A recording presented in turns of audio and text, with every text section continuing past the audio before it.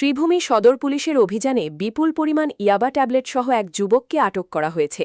আটক যুবকের নাম শাহিন আহমেদ, তার বাড়ি কর্ণমধু এলাকায়। সদর থানার ওসি ও টিএসআই এর নেতৃত্বে পুলিশের একটি দল অভিযান চালিয়ে শাহিন আহমেদকে আটক করে।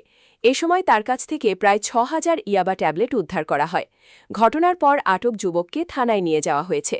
উদ্ধার হওয়া ইয়াবা ট্যাবলেটের উৎস এবং এর সঙ্গে আরও কেউ জড়িত রয়েছে কিনা তা খতিয়ে দেখতে জিজ্ঞাসাবাদ চালিয়ে যাচ্ছে পুলিশ।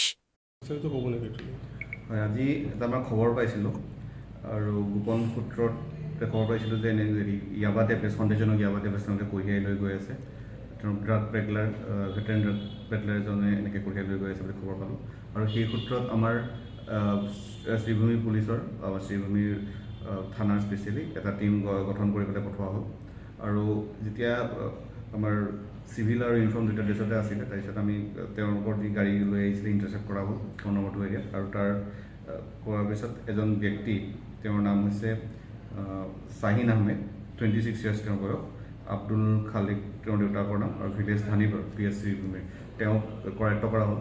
আৰু তেওঁৰ পৰা আমি যেতিয়া তেওঁক চাৰ্চ কৰিলোঁ, তেওঁক চাৰ্চ কৰাৰ পিছত যি আমাৰ NDPS এক্টৰ যি প্ৰচিডিয়াৰ আছে ইণ্ডিপেণ্ডেণ্ট উইটনেছৰ সন্মুখত প্ৰচিডিয়াৰ ফ'ল' কৰা হ'ল, তেতিয়া তেওঁৰ পৰা ৬,০০০ ছাছপেক্টেড ইয়াবা টেবলেটছ আমি কালেক্ট কৰিছোঁ, তেওঁলোকক উদ্ধাৰ কৰিবলৈ সক্ষম হৈছোঁ। আৰু বাকী অনুসন্ধান চলি আছে, আমাৰ তেওঁলোকক ক'ৰ পৰা আনিছিলে কথাখিনি, বেকৱাৰ্ড আৰু ফৰৱাৰ্ড লিংকেজৰ কথাখিনি।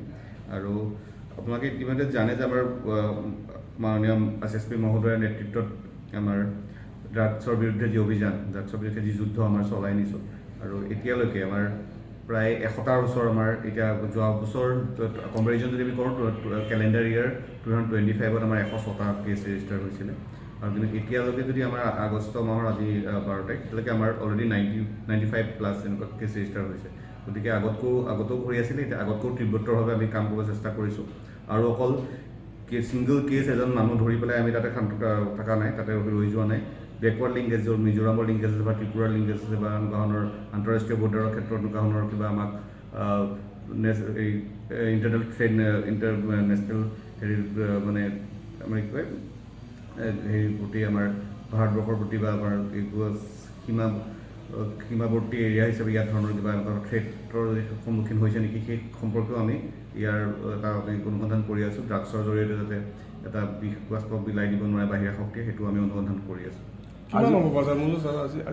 আজি প্ৰায় 40 লাখৰ ওচৰৰ। আজি ড্ৰাগছৰ লগত আৰু কিবা জব্দ হৈছিলে? গাড়ী এখন, মোবাইল পোৱা গৈছে, আৰু গাড়ীখন ইণ্টাৰচেপ্ট কৰা হৈছে, এখন জব্দ কৰা। গাড়ীৰ নাম্বাৰটো কি আছে? এইটো এতিয়ালৈকে আচলতে অভিযান এইটো চলি আছে, হেৰি কৰি আছে। তো আজি মাত্ৰ 2 ঘণ্টা হৈছে কথাটো। এইখিনি বৰ্তমানলৈকে এইখিনি ইনফৰ্মেশ্যন, বাকী আপোনালোকক পিছত